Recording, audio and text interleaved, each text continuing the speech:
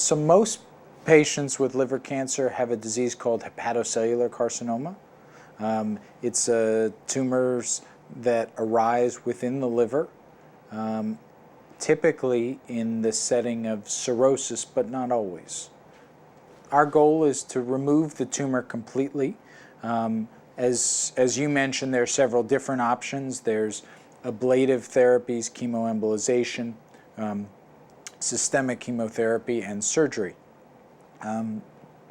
Our goal with surgery is to remove the tumor completely with a clean margin that makes sure that the risk of recurrence of the tumor is as low as possible.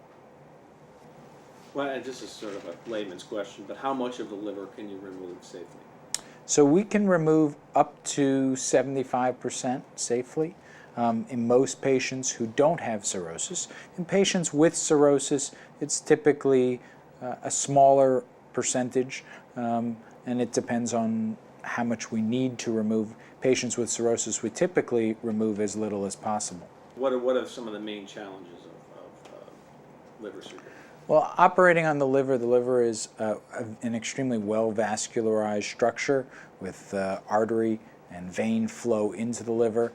So one of the major issues is making sure that the operation is done safely, obtaining a clean margin, but at the same time minimizing blood loss.